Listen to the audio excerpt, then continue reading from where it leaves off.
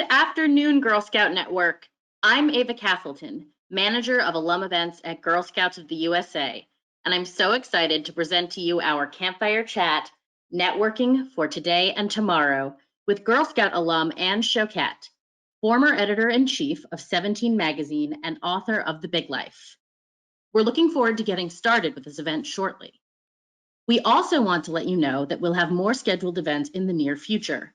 You can register for all of our live virtual programs at girlscouts.org/campfirechats. Now let's get started. I am thrilled to introduce Anne, who will walk us through how to build your network of professional connections during this time of social distancing. I'll be sharing your questions with Anne, so don't be afraid to type them in the question box. Don't forget to tag social posts with #CampfireChats and @GirlScouts. We can't wait to hear how you are using Anne's techniques in your own lives. At the end of the broadcast, you'll have the opportunity to support Girl Scouts with cookie care, and you can find the link to the program in the chat log. Anne, it is so great to have you. Before we get started, will you tell us about your Girl Scout experience? Hello, thank you so much. I am thrilled to talk to you about my Girl Scout experience. I was a brownie growing up in Littleton, Colorado. I wish I could remember my troop number, but I was excellent at door-to-door Girl Scout cookie sales. I remember the boxes were $1.50, and I was super competitive about making sure that I sold the most in our troop. I also remember two things from being a brownie.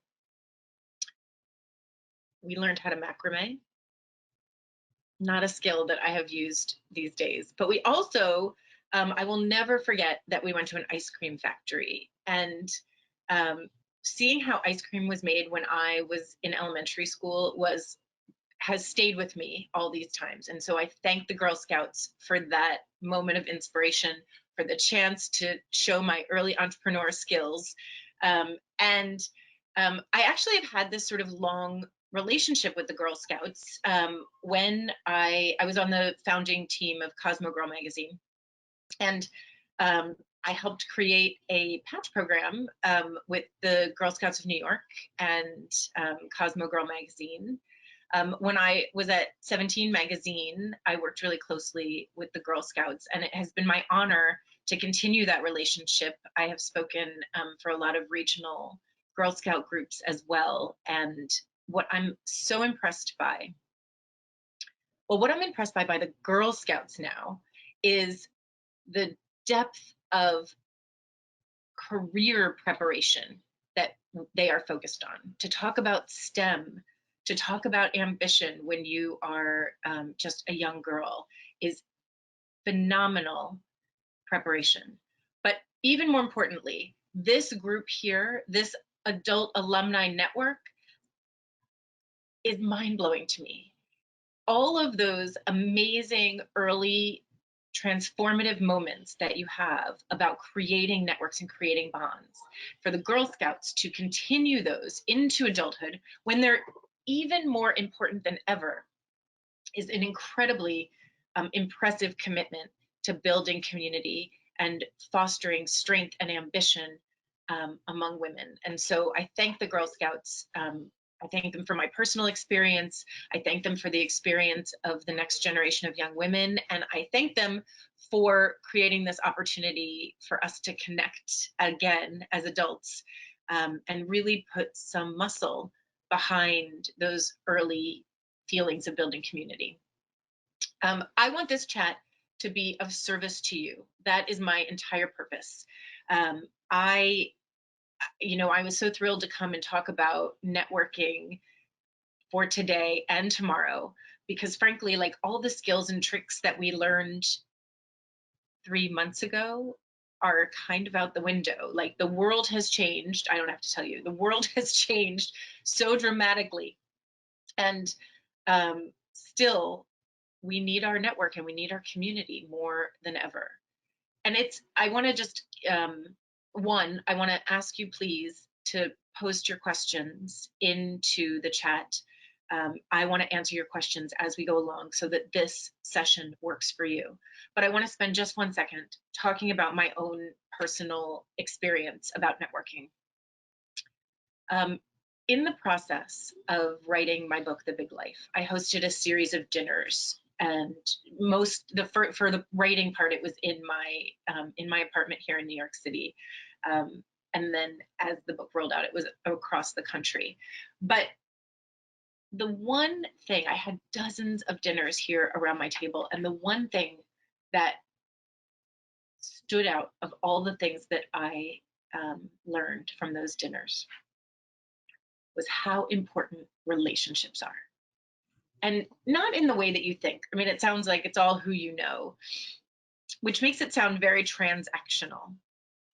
But the support of the networks that you build, the people who are in your life because they want to be there to help you achieve and succeed, those are the people that we all need.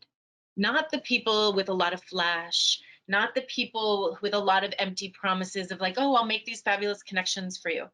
The people who are devoted to your ambitions, who want to help you achieve on your own terms, not what they want, not what they think you should have, but what you want out of your life. Those are the people that are core. And so building what I call my squad has been so important to me, even more so now in this age of social distancing and quarantine. When it first happened, I was desperate to just connect with other human beings, other women who were struggling with the same feelings of isolation that I was. I mean, it was really like isolation and panic. I had been in the middle of building a live events-based business, which is having to be pivoted and reimagined. And suddenly, after a very kind of extroverted life here in New York City, I was here alone in my apartment with my anxieties. And so what I really needed at that time was just to feel connection. And we all went on those Zoom calls, right? That were just like everybody sort of stunned, staring at each other because it was so overwhelming. Now that a couple weeks have passed and we have dealt with some of that anxiety, and different anxieties are emerging, different challenges are emerging. We are facing record unemployment. We are facing, particularly for women, I think you might have seen that we're calling this a she session, which is really crushing to me. But whether you are someone who has lost your job, is in fear of losing your job, is worried now that you're home, you feel like maybe your job isn't satisfying or accommodating to the new reality of your life, or any of these things are happening to your partner or to your parents. These are the different kinds of questions that we are wrestling with to prepare. And this is also the time that your community and your tribe is more important than ever. And it is the time to strengthen the relationships that you have already built and to forge new partnerships. It's sort of, I don't know why I didn't realize this sooner or earlier in my career. I think maybe you have to have a couple of years in the industry under your belt in order to come to this realization. But the relationships that I built along the way in my career are still important when I have invested in them. We were just talking the other day about the calls that I've had, the Zoom conferences that I've had here with the Girl Scouts. The other women who were on the panels were women that I knew from earlier points in my career, and I had invested in those relationships, and they had come away from those interactions with like warm feelings, not because I was saying like, hey, how can we work together? Do you know any jobs? But just saying like, hey, I think you are amazing. And I'm interested in having you in my life and in my circle. And so that has been really important, just to realize and to hang on to, and to know that you have a lot of equity in the relationships that you have built. But I want to talk about how do you take that equity. Here you are sitting alone in your home, in your apartment, in front of your computer, and agonizing about what does the future hold, and how do you take that equity that you have built and help use it to get through this time. So first, my very first tip, and this sounds hard to do, but is to say yes to everything. And I know we're all probably zoomed out these days, but when you're invited to Zoom happy hour, to a group of school moms who are getting together to talk about how are they navigating work from home, school from home, whether it's one of your traditional networking groups is having a conference or a chance for people to meet each other, you have to say yes to everything. It is the number one trick to unlock new opportunities, because you have no idea what's going to come out on the other side of this, what possibilities are in store for you. And sometimes when I tell people to say yes to everything, they get a glaze in their eyes, and it sounds hard and complicated and maybe overwhelming. And frankly, if you are feeling a little introverted or overwhelmed these days, it can feel so much easier to just like say no. But I challenge you to say yes to everything for 1 month. All the Zooms, all the meetups, all the calls, all the times that somebody says, I really want you to meet so-and-so, you should meet this person to talk about the industry, what's going on in your life. Say yes to everything. You have to be open to possibilities. Now, you should know going in, what are your goals? The question is, do you need a job? Do you just need to keep your network alive? Are you thinking that like this is not a sustainable situation and that you're going to need new ideas and new possibilities in the world? All of those things are good to have in your mind as you're saying yes, as you're open to new ideas and new opportunities. Those are the questions that you should be asking yourself, because it's different, right? If you need a job, you have to ask for a job. You have to say, do you know positions that are open? Do you know anybody who's hiring? Can you introduce me to the human resources department? If you're just looking for new ideas or a new situation, then you're keeping your ears open. Oh, that's so interesting. Tell me about that. What are you working on? Oh, I'm so interested to hear about that. I was thinking about that industry. Those are the kinds of questions that you need to keep popping in your head. But oftentimes it's just that you need to keep your network warm, and you need the support, and it feels good to be supportive of other people. When can you help? Who can you introduce to someone in your company, in your network, to help them get the job, the move, the security that they need now? Somebody asks, what are your top 3 to 5 new attitudes or actions in the new normal networking? I am glad you asked. Here are my tips, like nuts and bolts, one foot in front of the other, for how to network now. Number 1, be present. We are all so overwhelmed. I wake up, the very first thing I do is check my phone. I'm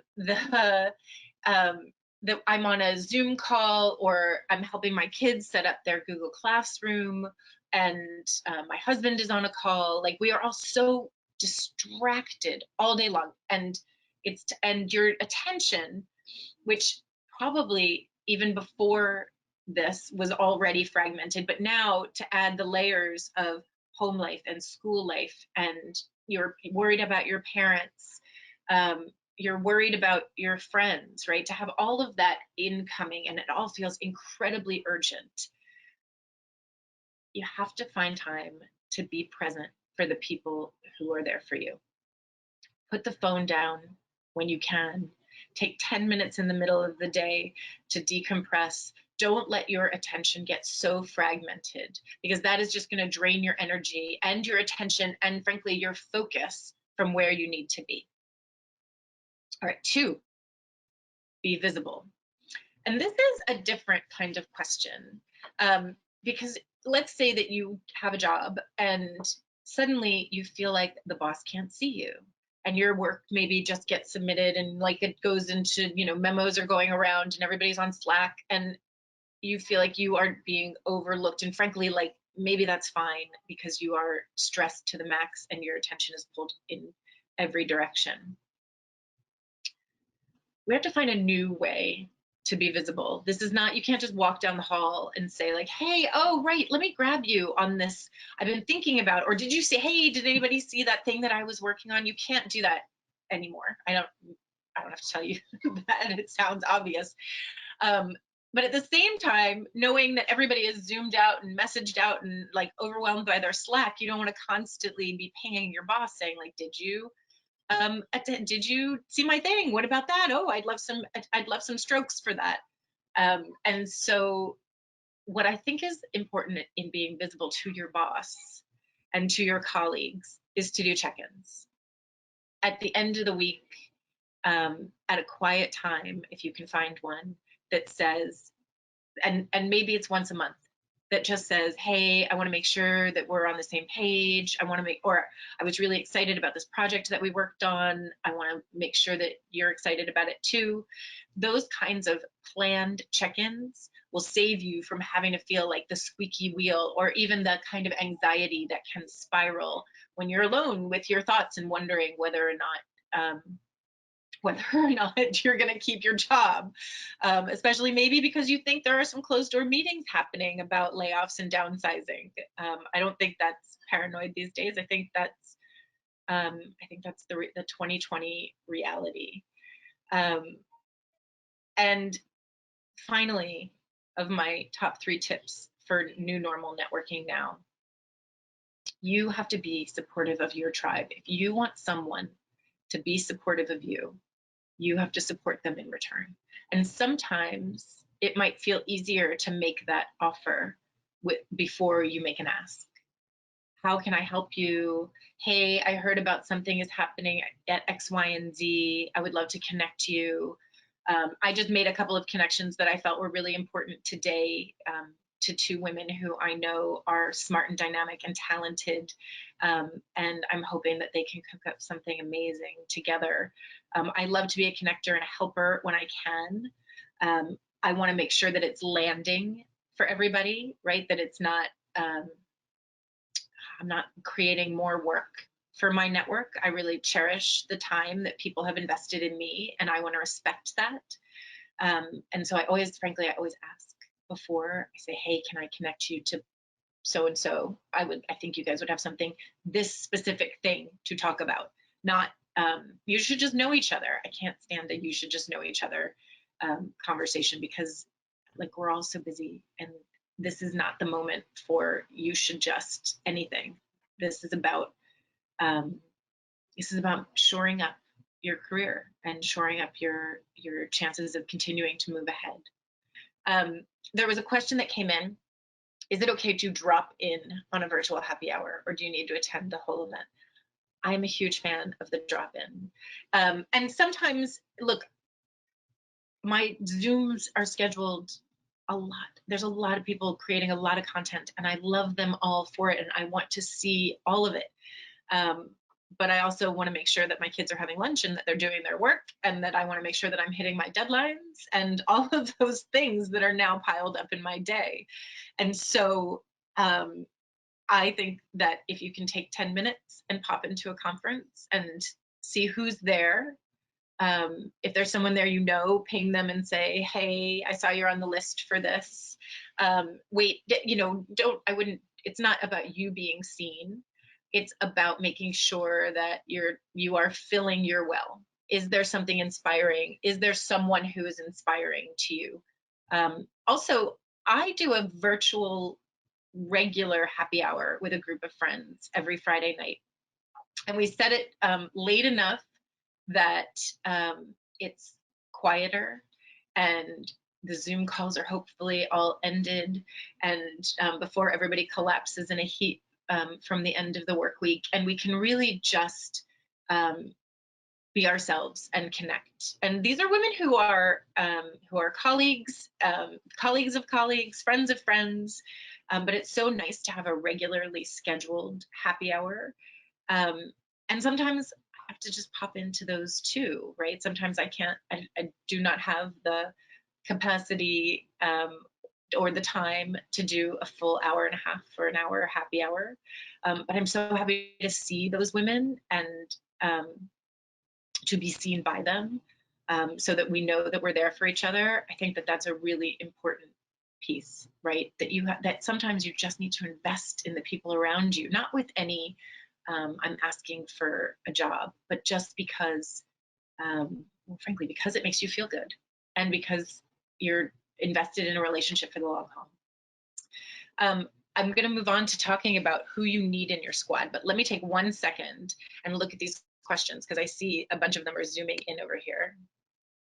A little pun about zooming. Oh, this is a great question. Once you identify someone who can help you in your career, how do you reach out to them in this new virtual world? So it would be great if you could be introduced. I always think a warm introduction is the best. And so if you can use those LinkedIn connections to say, who do you know and how could you introduce, it needs to be a strong connection, right? The person who you're asking to introduce you has to be someone that you feel strongly connected to and that they are strongly connected to that other person. Sometimes that there are those people in your life who are the connectors, and you can ask those people, they love to make connections, and you can ask them without feeling a tremendous sense of obligation or weight. Those connectors, they thrive on making the connection. It's good for them, right? If you are valuable and that other person is important to them, it's good for that middle person to make the connection. So one, a warm connection.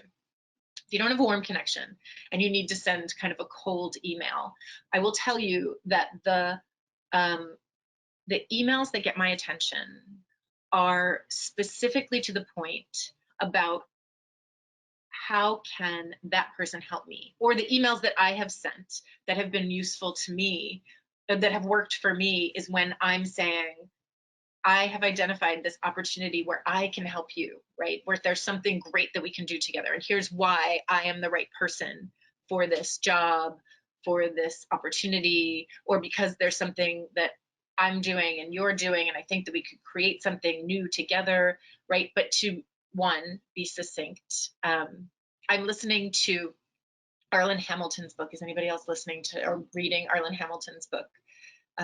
It's called It's About Damn Time. It's great. I am in awe of her. And she is someone who has done this. She wanted to meet 10,000 people. I mean, she's got a lot of great tips about networking and about the way she has worked her network. But the one thing that really sticks with me for this question is she talks about getting to the point. People are busy. Everybody's, as you know, their attention is fragmented. Say who you are, why you're valuable, and get out of the email. Edit. Okay, let me look into, let's see. Do I have another question here? Oh, somebody asks, let's see. Oh, this is interesting. So within my network, there isn't a lot of virtual socializing. Any tips on how to be the instigator? I love this question. I'm going to jump right ahead to that part of this conversation. I have planned, as I said, I have a regular happy hour with some friends, but I am also known for hosting regular dinners. And if you can be the party planner, be the one who's the host, bring people together around an idea, that is going to serve you very well. When I do my invitations, I always invite a couple of people, and then I say, bring a friend of a friend of a friend. And that way there are fresh, new, interesting voices at the table, or in the Zoom conference these days. People have some warm connection, so it doesn't feel so alienating and overwhelming, but there are fresh looks, and it's something that happens, and everybody can know, oh, Anne hosts a regular dinner at her house. I would love to go to one of those. So if you turn yourself into the hostess, that's a great way to overcome the idea that there's not that much socializing in your industry.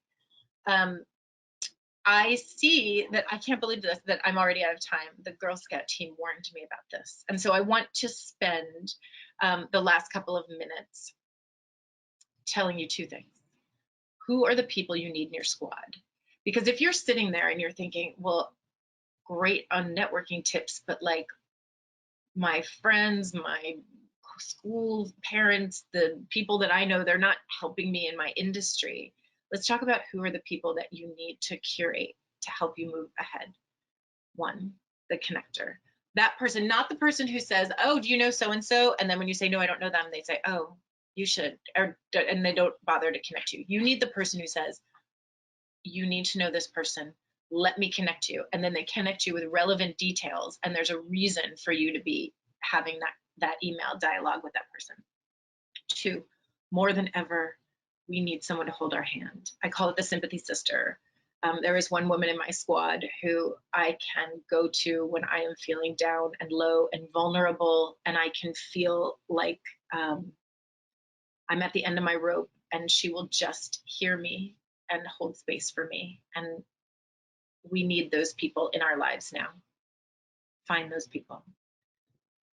We also need an insider, someone who's sort of an icon and has a legacy in the industry, who can point to what's coming down the pike, who can really give you a sense of who the players are, what are the changes. I think now more than ever, to be honest, I've been reaching out to people who have managed through recessions and asked, what do I need to pay attention to? What am I prepared for? Tell me about how the job searching went in 2009, 2010.